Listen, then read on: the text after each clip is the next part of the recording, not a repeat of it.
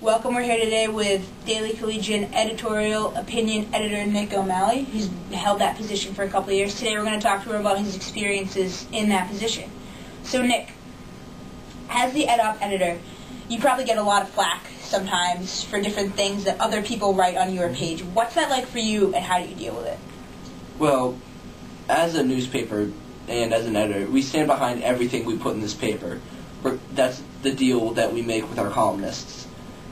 They make the agreement to give their best effort to submit something, and regardless of what we think, we are going to stand behind whatever goes on this page. I may or may not agree with it, and it's something that's come up in the past a lot of times, but if it goes on this page, I'm going to stand behind it like it was my own writing.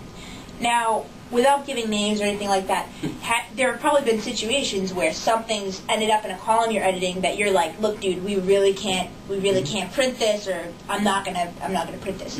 When that awkward situation comes up, how do you deal with that with your writers? Well, just tell them we're not going to run this. If it's particularly poorly written column, plagiarized, or a topic that we know is not going to be conducive to the well-being of the paper, we can tell them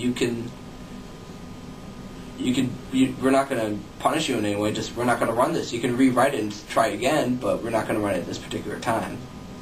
Now, in terms of placement in the actual print edition, do you ever have people complaining about, hey, my articles are conservative and they're always here, and my articles are liberal and they always get edited too much? Do you ever have any friction between the two major ideologies on campus? Surprisingly enough, as liberal of a campus as this is, we don't get a lot of liberal columnists. It's sort of accepted as the norm, and so a columnist only really gets identified as sort of polarized on the political spectrum if they're a Republican on this campus, and they sort of get identified pretty easily.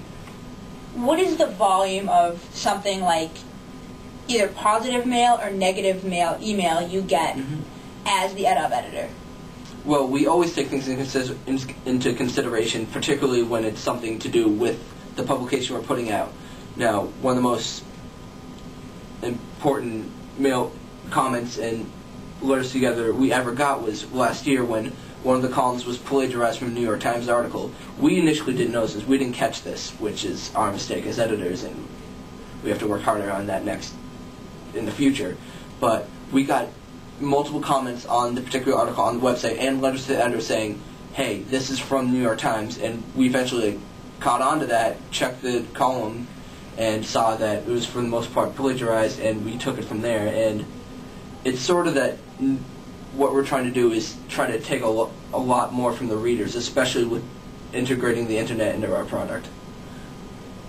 When you're integrating the internet, at what point will you delete, or will SP, the managing editor, will the editor-in-chief, at what point will you guys go on there and delete a comment online? Like, what crosses the line for you guys?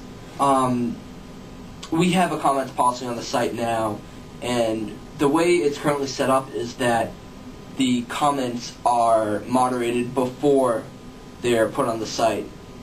Now, people could see that as a sort of censorship before putting it out, but it's our particular forum on the particular story, so we're trying to foster a really intellectual, constructive forum on each particular article and not start flame wars and trolling on each article and try to get something good out of it.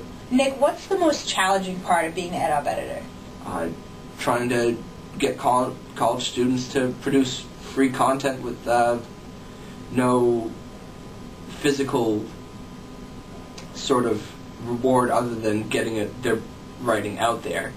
It's easy to say that journalism students are all going to come down and really start working for the paper, but everyone's busy. So to work with the columnists to get as much work into their content as possible and still allow them to be students and sort of not just hound them to get their stuff in, it's sort of finding that balance is probably the most difficult thing. When you have allegations of plagiarism, what's the process, and is the writer immediately terminated? It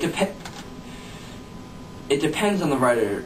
For the most part, they're immediately terminated. The case last year, the writer was fired on the spot because she had written this for a while. Now, if it's a writer's first story and, for example, they took things from a press release and they just didn't know, we're here to help journalism students grow into the industry, and if they mess up unintentionally for something minor, like taking information from a press release without knowing, that's something that we can sort of let slide.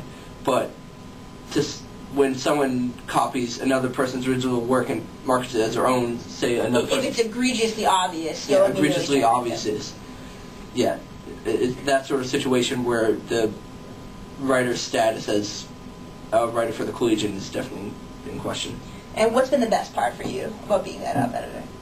Well, a lot of little things. Like, one of the things I really enjoy is trying to do special things for the paper, as seen here, the DC Showdown, where... Very nice Photoshop, or whatever this is. As you the underdog, Franklin, taking the title. Never would have expected that. And I see you've seeded it like the NCAA tournament here. Number 1 seed Berkshire, number 2 seed Worcester. And I was thinking to myself, that's exactly how I would have seeded it. And just sort of trying to get that... That's always been a really quirky kind of section. And just trying to get those little quirks in there, like especially with the fills in the section, whatever goes in there. Sort of being able to bring out this section with serious content and then be able to take sort of a lighthearted approach. And occasionally name-dropping your friends in your columns. Yes. Which I have yet to appear, but Meg, Sammy, Amy, and a number of our friends have appeared. And if you want to appear in Nick's columns in one of these pictures as one of his writers, you can reach him at editorial@dailycollegian.com. Nick, thanks for coming in. Thank you. We'll see you later. And check out Nick on the Collegian's website, massdailycollegian.com.